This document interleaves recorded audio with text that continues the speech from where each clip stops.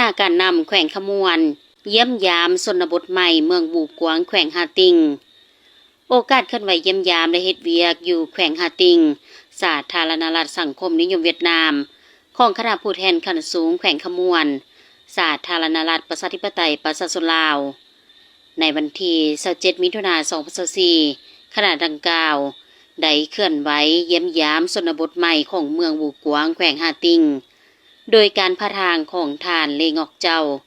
ห้องประธานคณะกรรมการประชาชนแขวงหาติงพร้อมด้วยบรรดาแผนกการแขนงการและเมืองบูกวางร่วมติดตามโอกาสเยี่ยมยามท่านวันไสพงสวรรค์เจ้าแขวงขมวนในขณะแม่นได้รับฟังการรายงานจากต่างหน้าการนำของเมืองเกี่ยวกับการพัฒนาก่อสร้างชนบทใหม่เมืองบูกวางแม่นเมืองผู้ดอยชายแดนแห่งธรรมอิฐของประเทศ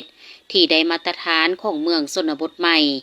ประชาชนดำรงชีวิตเป็นกลุ่มบ้านเทิงเนินภูซึ่งทางเมืองได้จัดตั้งการแข่งขันสร้างกลุ่มบ้านที่มีความสดใสเขียวสะอาดสวยงามปลอดภัยบรรดาท้องถิ่นได้รับการยกระดับเป็นกลุ่มที่อยู่อาศัยด้วยมาตรฐานจากพื้นฐานโครงล่างสิ่งแวดล้อมการผลิตความมั่นคงความเป็นระเบียบเรียบร้อยปลอดภัยและศิวิไลด้านวัฒนธรรมพิเศษแม่นบรรดาครอบครัวอยู่บรรดากลุ่มบ้านดำรงชีวิตอย่างสามัคคี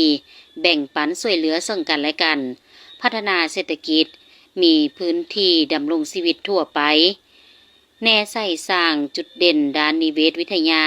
ติดพันกับแผนพัฒนาการท่องเที่ยวชุมชน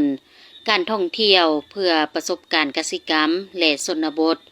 ในการเยี่ยมยามครั้งนี้คณะผู้แทนขั้นสูงแขวงขมวนยังได้ปรึกษาหารือร่วมกับท่านรองประธานคณะกรรมการประชาชนแขวงหาติงและการนำบรรดาแผนกการแขนงการและเมืองบูกวางเกี่ยวกับบรรดาประสบการณ์ในโครงการก่อสร้างชนบทใหม่โดยเฉพาะทางด้านนโยบายแห่งจูงใจและการสนับสนุนของภาครัฐในแต่ละขั้นและการกำหนดมาตรฐานชนบทใหม่รวมทั้งภาระบทบาทของภาครัฐบาลและองค์การจัดตั้งสังคมมหาชนในการมีส่วนร่วมจัดตั้งปฏิบัติตลอดฮอดด้านรายรับเฉลี่ยต่อหัวคนของทุกบ้านภายหลังได้รับรองเป็นชนบทใหม่นอกนั้นท่านเจ้าแขวงขมวนและคณะยังได้เคลื่อนไหวเบิ่งการเลี้ยงอนและเคลื่อนไฟฟ้าอยู่ที่เมืองดังกล่าวอีกด้วย